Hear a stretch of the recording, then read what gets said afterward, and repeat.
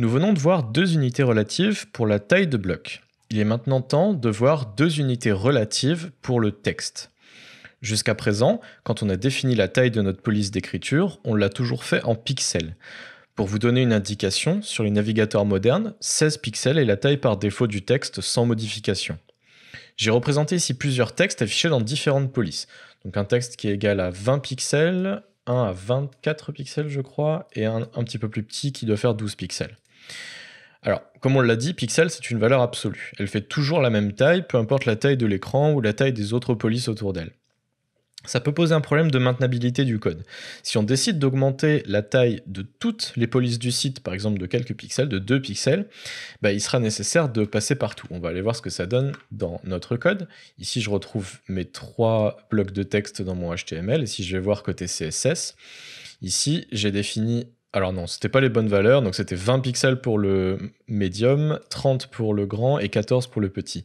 Toujours est-il que si je veux maintenant modifier ces valeurs, il faut que je les modifie une par une à la main. Imaginez que j'en ai pas 3, mais que j'en ai beaucoup plus, ça risque de me prendre du temps.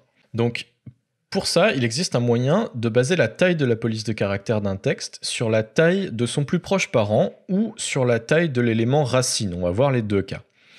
Alors, pour le plus proche parent, c'est l'unité EM qu'on va utiliser. Si je modifie mon code pour avoir une taille de police fixe à 20 pixels sur toute la boîte content, je peux alors me baser sur ces 20 pixels pour ajuster la taille dans les différents enfants.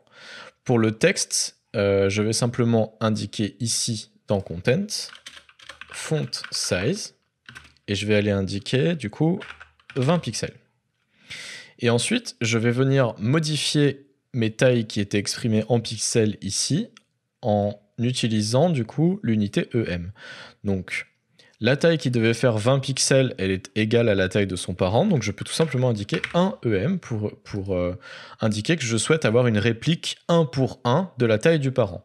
Pour le texte un petit peu plus gros, je peux alors indiquer une valeur plus importante, 1.6 EM par exemple.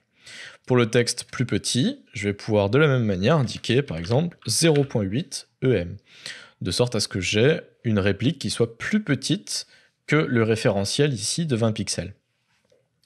Si j'enregistre et que j'exécute le code, alors on va voir, bon, ça a un petit peu changé parce que les calculs ne sont pas exacts par rapport à la valeur en pixels, mais on peut voir ici qu'on retrouve de la même manière une différence. Un texte moyen, un texte un petit peu plus gros et un texte un petit peu plus petit.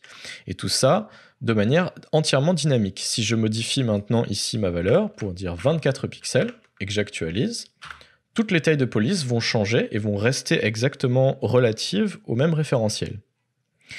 Si je souhaite à présent indexer mes tailles de police de la même manière partout dans l'application, je peux utiliser l'unité REM qui va se baser sur la taille de la police de l'élément racine. REM, ça signifie root EM, root pour racine.